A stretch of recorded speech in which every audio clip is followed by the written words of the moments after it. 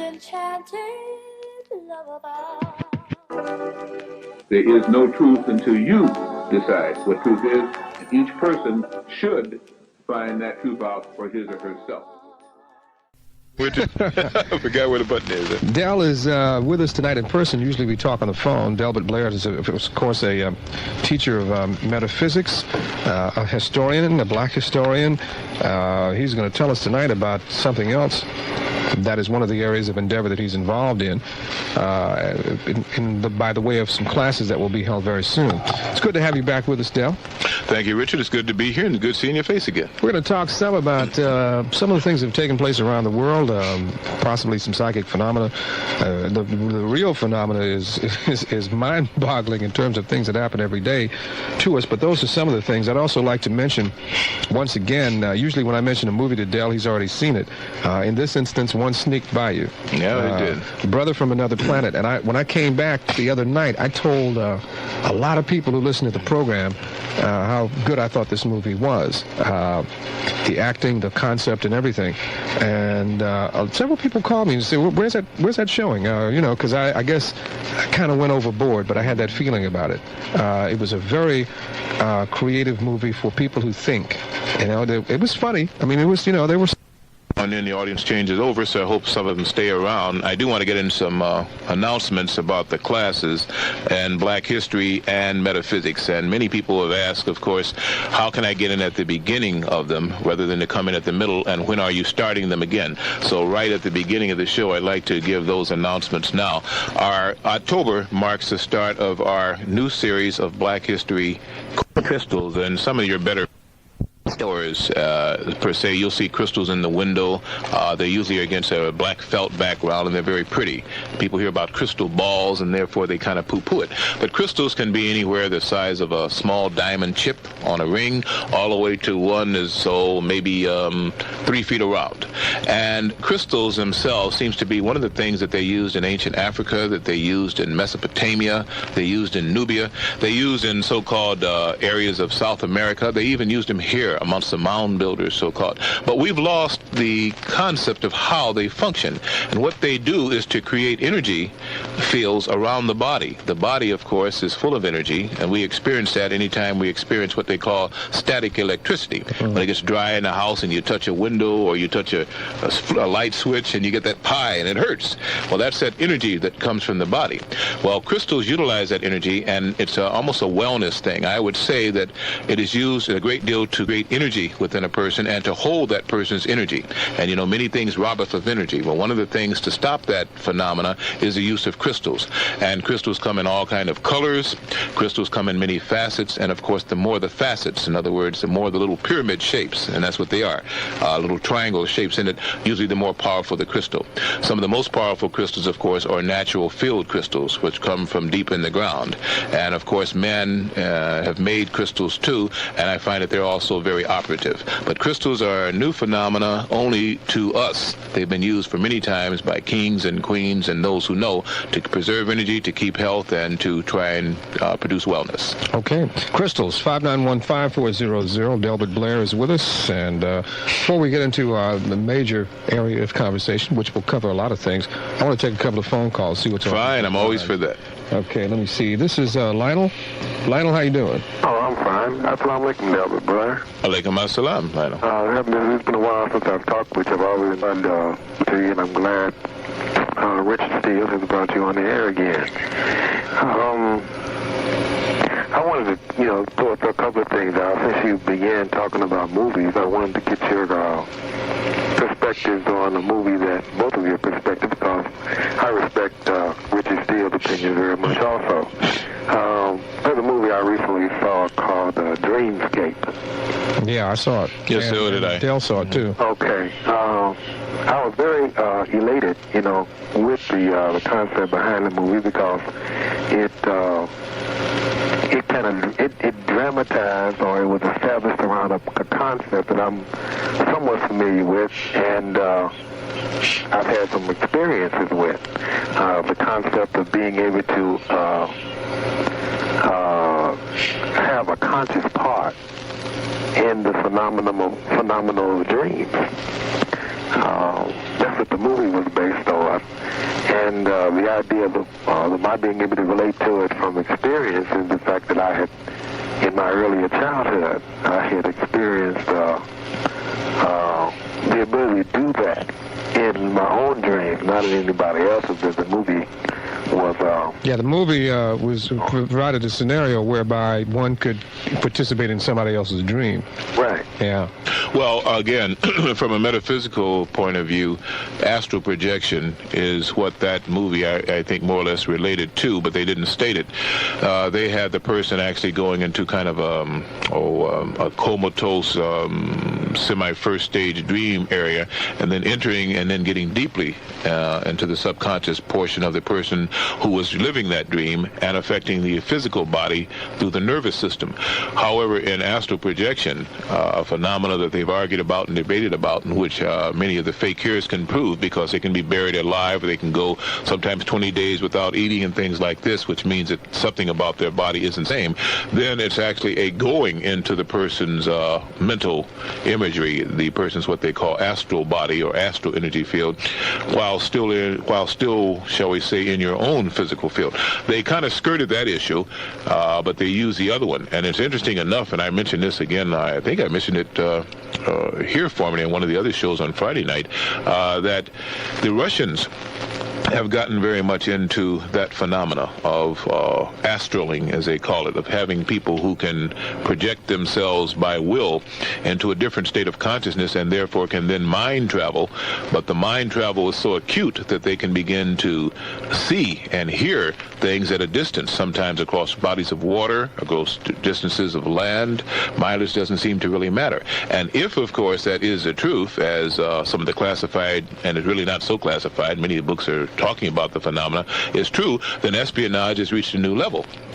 Because now you would have to have psychic sensors to know when a psychic energy force is entering into a room, and it's almost like the Invisible Man old scheme. So I think Buck Rogers is here with us almost in the flesh now.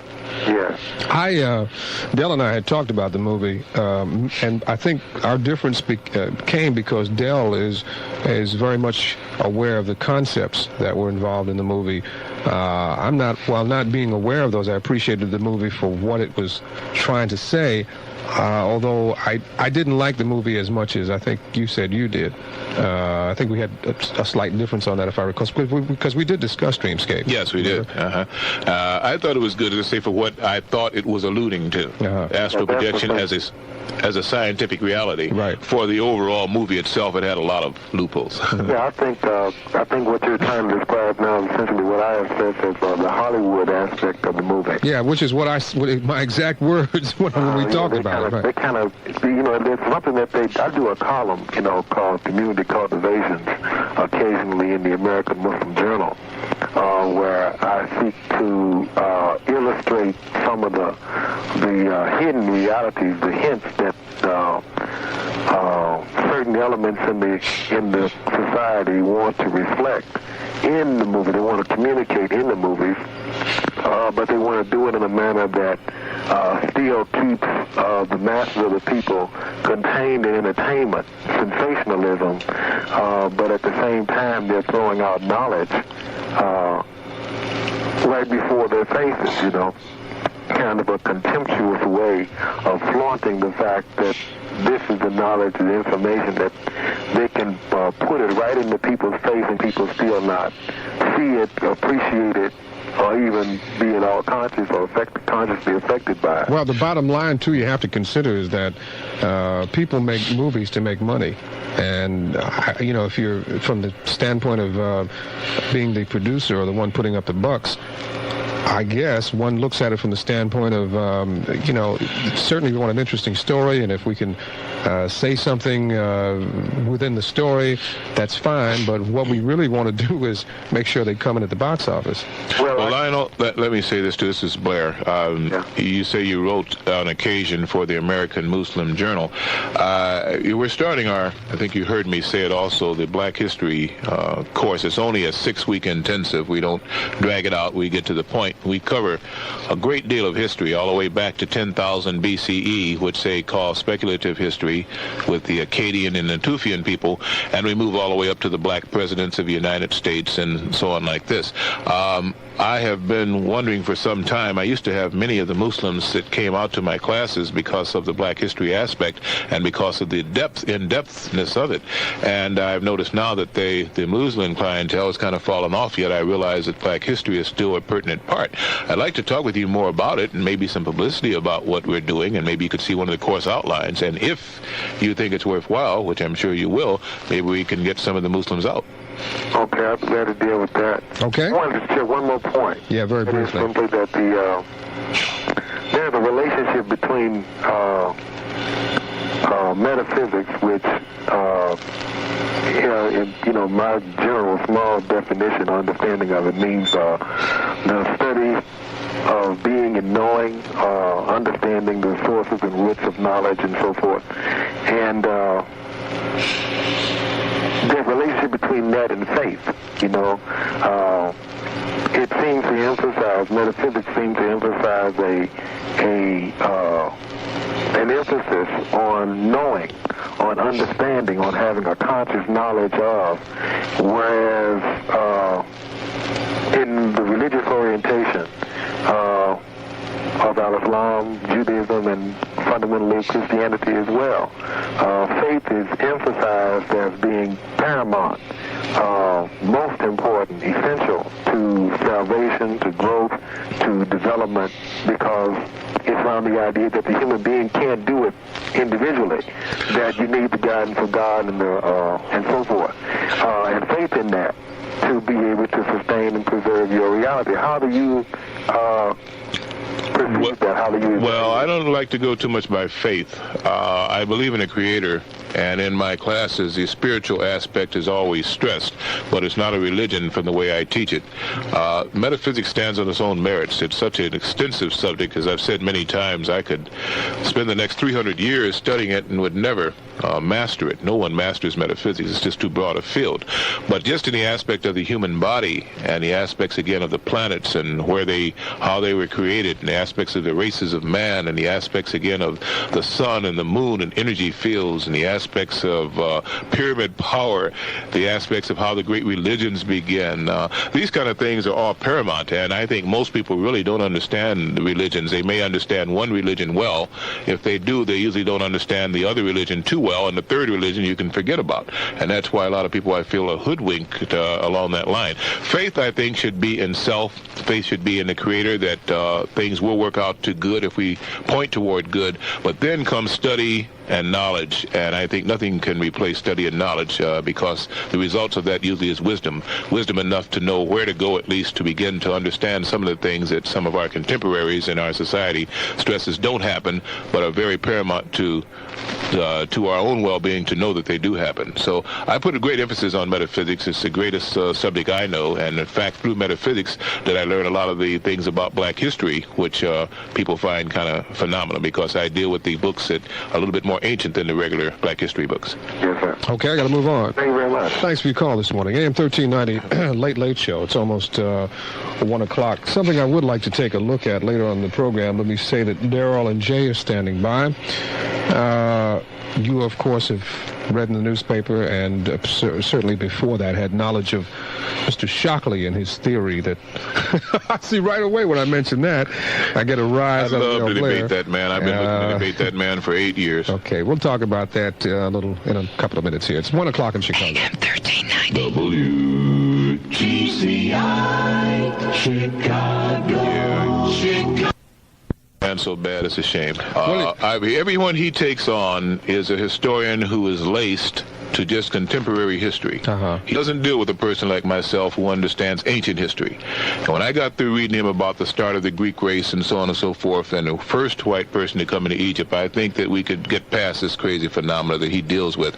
But he is a person who, like myself, I've been accused of being a racist. I am not a racist, and I do have friends that are white. Okay, I am a person who's prejudiced. I'm prejudiced against ignorance of any race. But Shockley is a person who is ignorant and gets away with murder because of his very small-minded area of looking at the black person and putting the black person down. And I wish somebody like me could get on with him, put him in his place once and for all to show his way. He's a smart man, but he deals with the wrong part of history. He doesn't deal with ancient history, and that's where his weakness is, because that's where you find nothing but black people.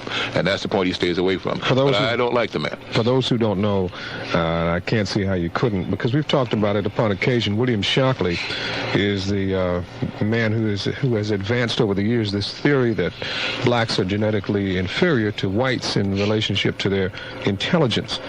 And he was suing a journalist by the name of Roger Witherspoon in Atlanta, who wrote an article several years ago comparing what Shockley wanted to do, providing some incentive for what he calls genetically disadvantaged people. That's us, according to him. Mr. Witherspoon, the writer, compared what Shockley's attitude, what his approach to the situation was, somewhat like the Nazis in World War II Germany. He resented that and sued for $1.25 million. He was awarded $1. He won the suit. He was awarded $1. That's, I guess, what the court thought of what he had to say. Anyway, I thought we'll touch on that before we go off again this morning. AM 1390 Late Late Show. My guest is Del Blair, and we're talking about many things this morning. Daryl? Richard Steele, let me turn my radio down. Okay. A couple of minutes at 1 o'clock on the Late Late Show, AM 1390. Okay. He must have had to go quite a distance. Yeah. All right. Okay. How you doing, Professor Del Blair? I'm doing fine. How are you doing? I'm doing all right. Good. I've been wanting to sign up for your class for a long time. Man, you can do it now. You can do it now. October, I got myself set up, so I will be one of your students. I'm glad to hear it. What's your name again? My name is Daryl Taylor. I'm looking forward to meeting you, Mr. Taylor. Okay. For sure.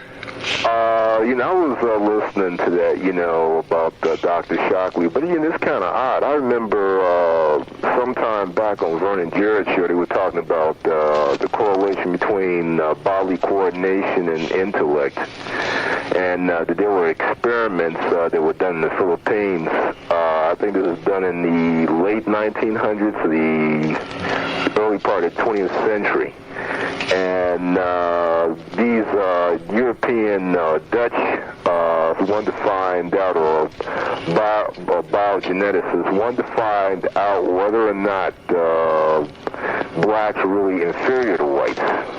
To their shock, they found out that the black infants developed their coordination first. Okay, then they began to theorize, well, hey, if a black infant developed this coordination first, well, then, hey, this will allow it to go on and master something else, and blacks might eventually become masters of the world if they were given an equal opportunity. One thing I would like to state also, this is why you look and notice that the black athlete tends to outdo the white athlete. Okay, now a lot of whites say, well, blacks have better muscle strata, but the fact of the matter, Professor Blair, which you know this yourself, and Brother Steele, is that, number one, sports really take a certain amount of intelligence. You will not find a great fighter who is stupid. I mean, he can't possibly be stupid and be able to execute this technique with such a high degree of proficiency. And this would then point, I'm not trying, this is not meant to be prejudice or anything, but this might then also take away the white racist view that, well, blacks just excel in sports because they just have the physical equipment. This might then offer something else that blacks have the tendency to do better for the most part in athletics, because blacks tend to be,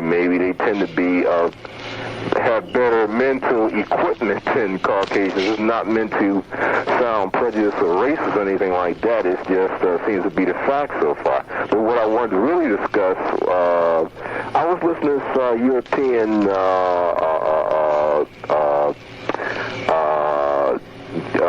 archaeologist or anthropologist. He was talking about ancient civilizations, and he was talking about this civilization called Atlantis. And he was talking about it was most likely in the northern hemisphere. and he was talking about one caller, it was on PBS, late night PBS, and one caller called in and asked him, does he have any knowledge about whether or not they had a certain knowledge of science as we had today, or what people would call super science? And he said there seems to be some aspects that they may have advanced further than we are today. And there was a black caller who called in and asked him, did he know whether or not there was any knowledge about their racial makeup. And he did seem to point toward they might have been.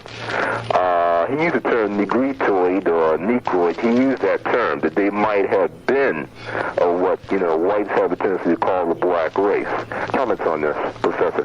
Yes, this Thursday I have a class called The Earth, in which I go back close to 1 million years and point by point begin to disprove some of the speculation by a lot of anthropologists as to the start of man, the intelligent man, prior to Neanderthal Cro-Magnon man.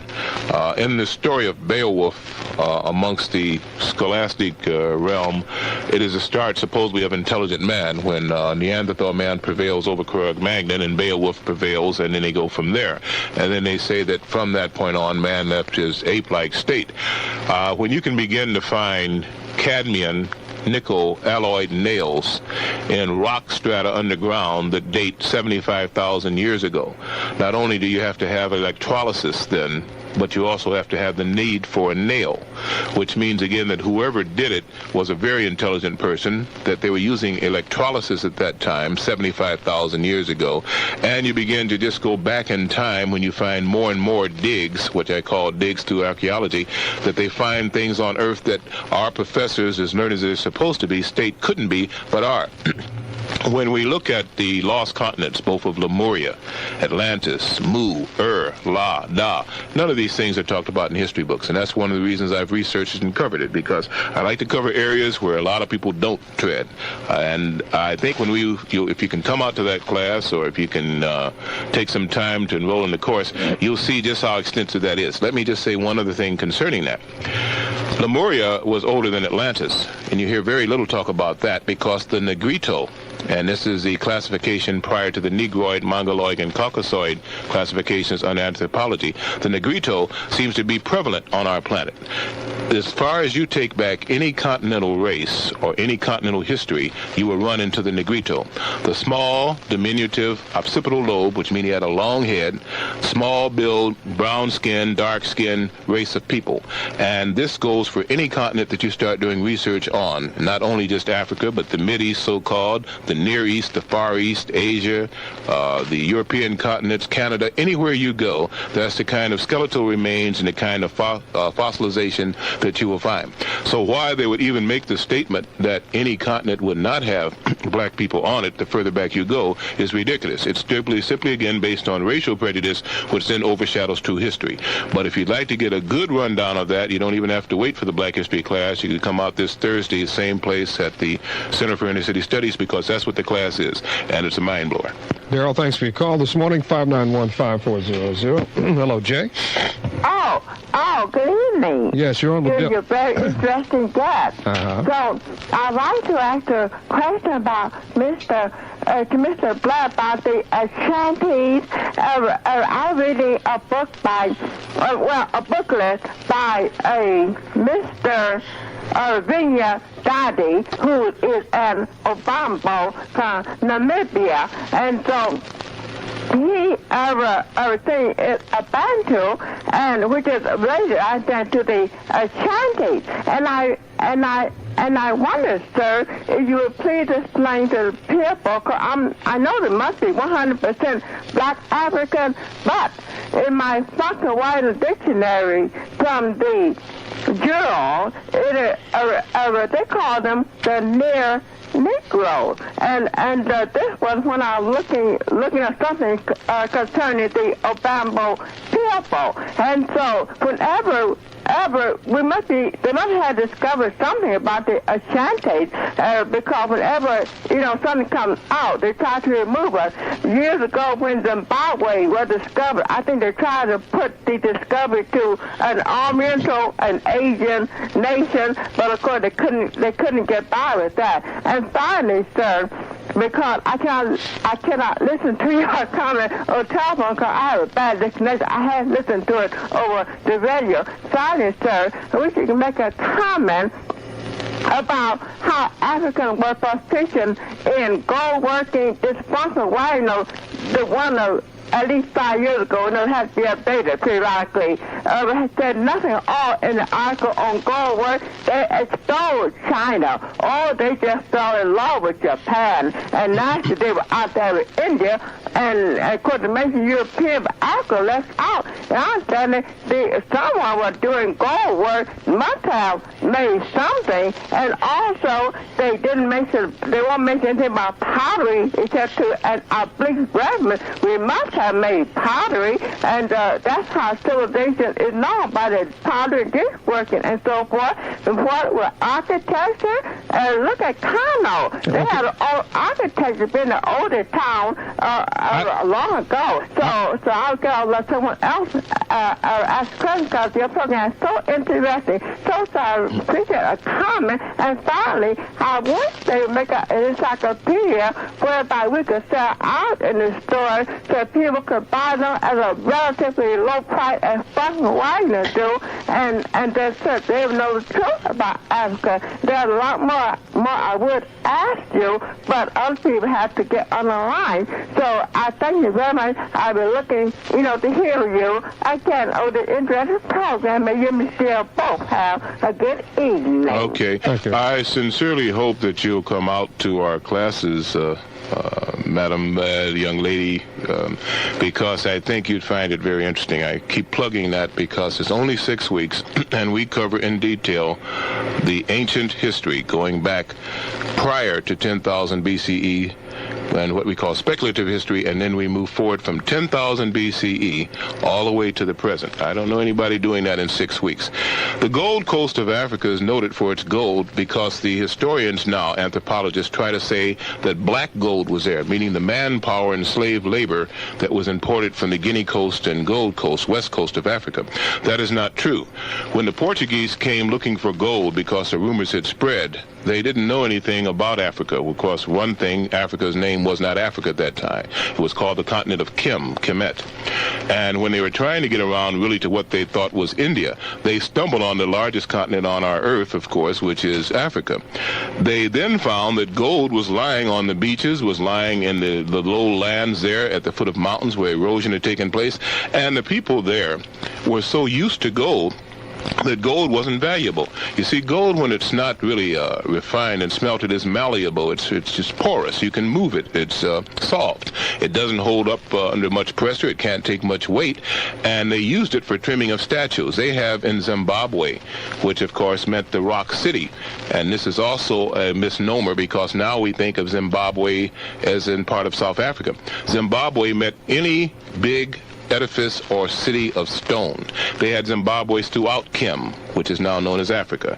And since, of course, now we've gotten more or refined, so-called, we now have just one thing, Zimbabwe. These cities had statues in Africa, in Meroe, and Kush, at Salih, the Ottoman Empire per se, at Gori, many places throughout Africa. They had statues that were carved in gold, that were trimmed in gold. People were wearing gold like it was nothing. And this is one of the things that got them fame, and one of the things that led to the downfall of Africa, because the Portuguese, who came from a very land that was very harsh, their society was very primitive.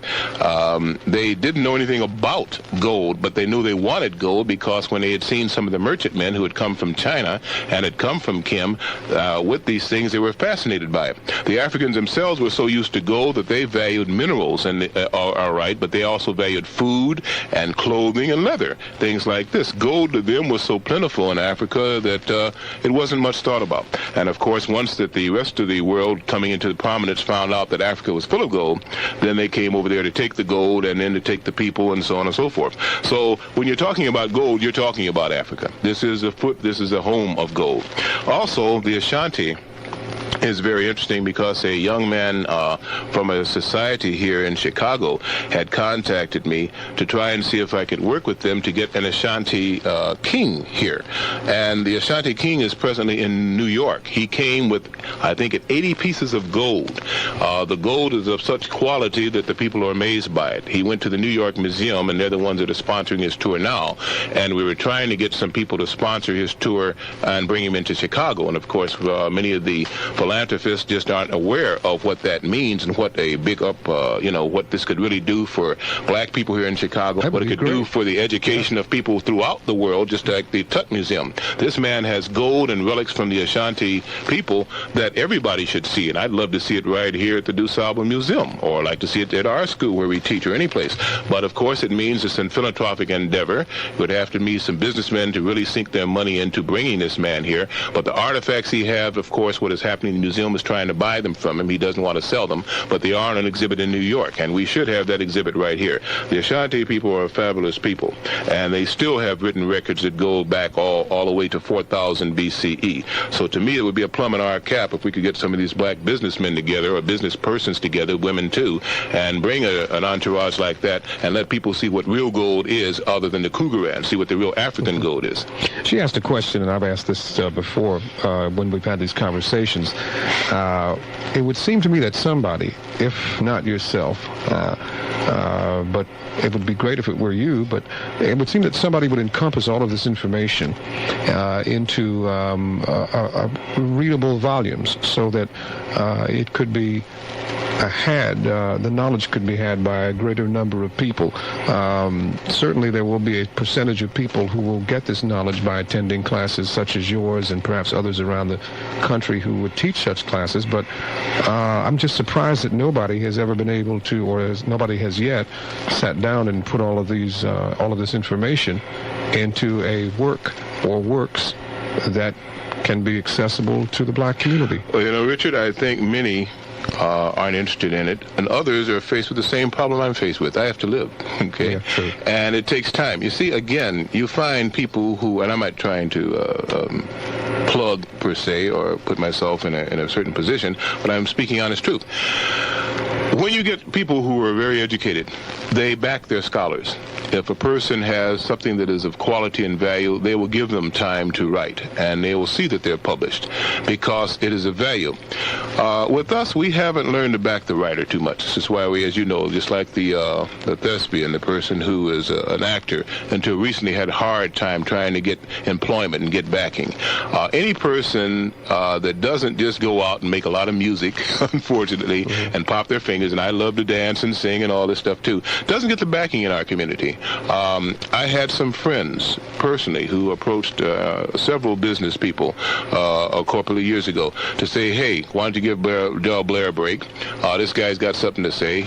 Sponsor it for 90 days, 3 months, see what he can write, get it published. We think it's there. Why don't you look at some of the tapes and so on and so forth?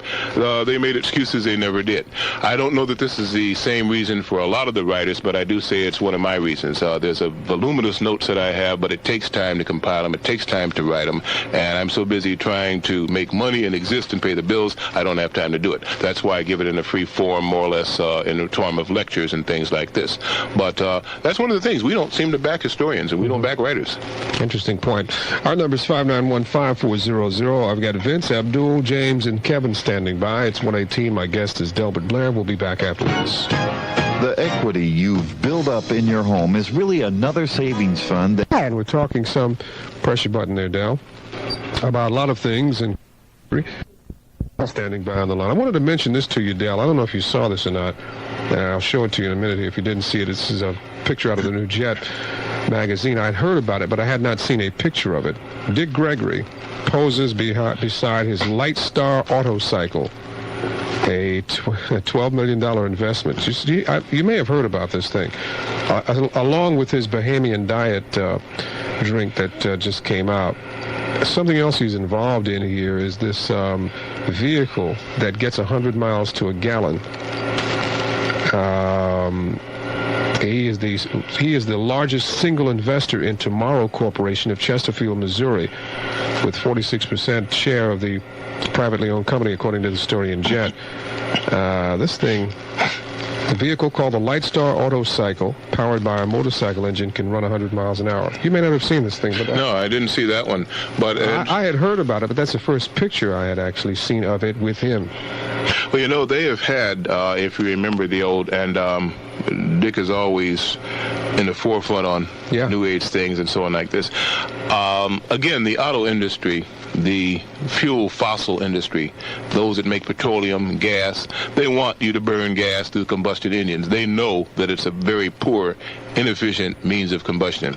And they have had all kind of free energy machines using ions, using electricity that's in the air, converting it. Warren Keeley, Nikola Tesla, Wilhelm Reich all came up with prototypes. Every time they either kill the guys, I was going to say they take you out. That's right, take you out or destroy suddenly the lab blows up and all the blueprints are lost. From this, you disrupt the entire industry. So this is the whole point. They have had prototype machines, and you've heard the rumor for years that many of the American companies, per se, will come up with a little prototype. You know, the guys get to doing some research, and they say, let's just see if we can do it. And they have a carburetor they could sit on most engines that could get, 50, 60 miles to a gallon, okay? Easily. But I don't mean 50, 60 miles to a gallon. I mean 150 miles or so to a gallon. These carburetors, they don't even put on the regular cars now. They used to have these electronic ignition systems. They had these things out, I guess it's about 7 years before they finally start putting them in their cars now. You know, so it's just a matter of, yes, the means are out here that are much more efficient than fossilized fuel combustion. But again, they just skirt it. They don't want to deal with it. So I hope again that they will produce this car. I doubt it. They'll probably run into competition from the, they'll buy them out, or else they'll just suddenly tell the public by a mass propaganda thing that there's no good, doesn't work, and the public being gullible, won't buy it. Or and they won't have any places to go and repair them, unless you go to that area. They won't open any franchise dealerships. And that's the way they do most of the things that are really good. 591-5400, Vince? Yeah. Yes, you're talking to Del Blair. Yeah, how you doing? Okay, what's on your mind, Vince? Yeah, I just have 3 questions, okay, and I'll, pose them and then hang up and listen on the other side. 2 of the questions pertain to voodoo, and 1 about UFO life, okay? Okay, go ahead. Okay, the first question, directed to Mr. Blair is this. In terms of voodoo priests, okay, are they able to physically, resurrect the dead? And if so, how? Well, I don't know if they are or not. I've never seen a voodoo priest actually do that. The term, by the way, is not voodoo. Again, this is an Americanization of a word, Vaudou. Vaudou was one of the Yoruba gods. And the term Vaudou was the doings of this god, which it took a lot of concentration supposedly to call forth. When Christianity swept in through the missionaries, they put a downcasting aspersion to all African things, and of course the gods that were believed in by the Africans were then poo-pooed. As a consequence, we'd come up with the term voodoo because this was the best way that they could describe the language, which was actually Vaudou. A Vaudou priest, or a priest usually amongst the Yoruba or so that practice this kind of religion, are able to do many magical things. We call them magical now because of the, they could fast and go again without eating for lengths of time. They could go into one position, like the lotus position is not just familiar to the Asiatic. It was done by many African people, and the Mamelukes again, and the people in Sonkari, and so on and so forth. Taharka was one of the ones that practiced this too. So I would say I don't know if they could resurrect the dead per se, but if you know the legends of the West Indies from the people that were dropped off from the Gold Coast before they were brought to Louisiana, these were the things that they said that they could do. And one thing is for sure, they're able to put some kind of a drug into persons which produce like a zombie. This person could work tirelessly for days at a time, didn't have to sleep, but sometimes 3 or 4 times a month, ate very little food, but the only trouble was a person's life force, the vital force, seemed to just fade until they finally died. Now, how they did this to people, I don't know, but the facts remain that in Louisiana, on the various Caribbean islands, they did practice this, and this is where the legends of Valdo came from. Okay, question number 2. Are these same priests, okay, are they able to, let's say, okay, maim or kill their victims through the use of or manipulation of wax images? Well, the idea that a familiar could be cast of a person and then that person's physical body could be affected is one that's very old. Most of the movies play up on the so-called voodoo dolls, where they stick pins in them or they burn them and so on like this. I would say that the belief in that is strong.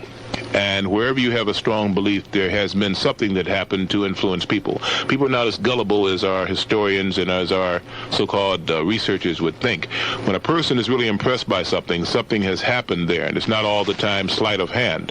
And there were too many areas where, amongst the Fulani, the Hausa, the Ibu people, all were very respectful or fearful even of the Yoruba priest. The Yoruba priests had a reputation throughout Africa for the things that they could do. And one of the things that they did do, supposedly, was long-distance affecting, or in other words, affecting a person by getting a part of their clothing, their blood or something. And if you read now on some of the research in our present scientists' research in psionics, the idea that at a distance you can begin to take a picture of a leaf and do certain things to that leaf, and the actual leaf will become affected. They have had long-distance communication at Stanford University, where they have used psionic devices, taking a photograph, negative, of a forest that was blight-stricken, and having part of that photograph cut in half. One part of the photograph treated with a pesticide and fungicide, and the other remained untreated. And I think something like 1,500 miles away, that part of the forest, over a 48-hour period, began to be blight-free. The part that wasn't treated isn't. And then they hushed all that up and start saying that psionics didn't exist. But interesting enough, there's a $10,000 a day fine for a person using weather modification and psionic devices. So obviously that must exist. So I think we're just beginning to crack again into what was used on our planet. And this is one of the reasons, again, as I say, where there's not much research reported in Africa, because when you go back to that continent, you just find out how much was done there by these people. Okay, and the third and last question is the UFO question. I just simply wanted to know, has there been any documented cases of people, okay, who are now existing, living on Earth, who are from other galaxies or other planets? Well, documented cases, of course, don't exist. Documentation simply means substantiation by people who are respected and who therefore are published and say this happened. Our government and the world's governments in general deny the existence of UFOs. Therefore, they would deny the existence of people traveling in UFOs from other places, galaxies, or planets. So therefore, confirmation is no. Now, there are many books that talk about people, aliens that have landed in Mexico, that have landed in areas of Texas, that have landed in Colorado. There are many books that talk about whole villages in South America that were taken over by alien from spaceships, and all kind of artifacts that are found showing very diminutive people, 3 inches tall, and giant tibia and fibia that some people begin to say, well, maybe they were from giants that came from space. Documentation supportive by known writers and accepted by our scientific community, no. Documentation and many books that talk about these landings, and people report that they were either sometimes raped or sometimes influenced by these people and found them living amongst them, yes. And of course there are many books that even talk about many of the biblical characters were simply angels or people from space. So I'm sure you've heard of those books too. Incidentally, did either one of you see a television presentation? It was a short-lived series about the strange and unusual and about phenomena. And there was a story about, speaking about voodoo, there was a story surrounding a girl who became involved with a guy, and the actor's name, the guy who's married to Aretha Franklin, who was married to Aretha, the actor, can't think of his name now, and the woman who played Florida on Good Times, very good actress. She was the grandmother, and she was also adept at doing these things, you know. The guy took the granddaughter and mistreated her And the bottom line was the grandmother said, I don't want you to do these things to my granddaughter. Anyway, it ended up with the guy, I think, killing, I think it was an accident, the granddaughter. And this grandmother, you know, she had a doll and had a hat on just like the guy, and she stuck these pins into the doll, and you know, he was responding because he felt the pain in kind. And I think what he ended up doing was he killed this woman, and he forgot about the doll. And as he walked away, or he was away from the site that he killed her, the dog started chewing the dog. The dog started chewing on the doll, and the dog buried the doll, and that was the end of him. It's kind of frightening, you know. It's even though a movie. Yeah, sure.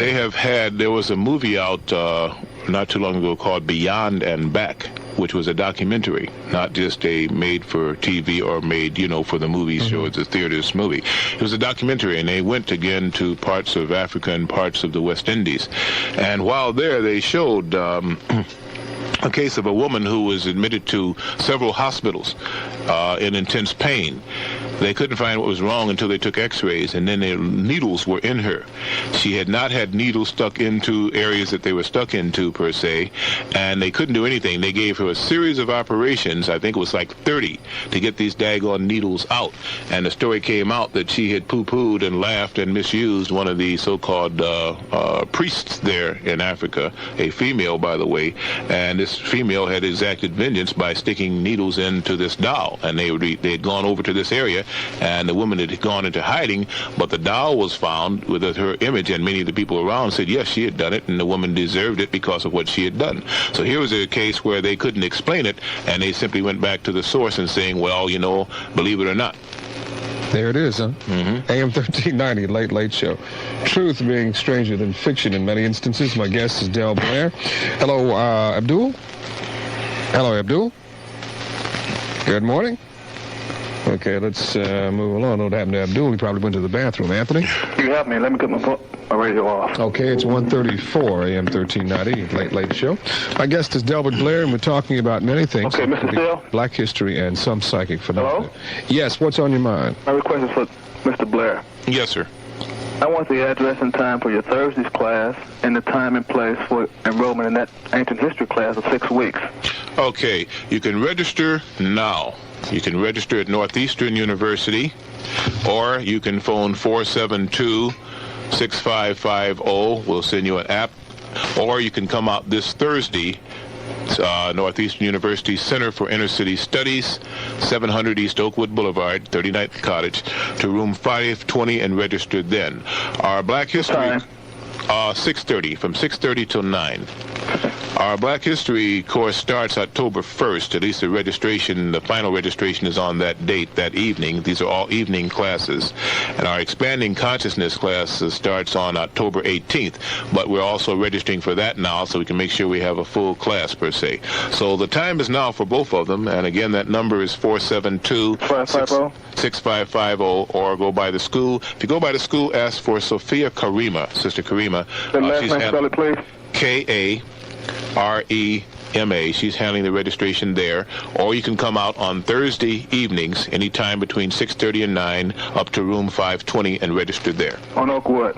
Yes, 700 East Oakwood Boulevard. Thank you very much. You're welcome. Okay, thanks for your call. Our number is 591-5400. My guest is Del Blair. We'll be right back. Are you making tracks that lead to nowhere? Are you missing job opportunities that can be yours if only you... Down here, I wanted to make some referrals here before you went to the next caller again. People were talking again about what does Africa have to offer in the past, and one of the places I don't hear anybody mention is Lalibela. And Lalibela is a home of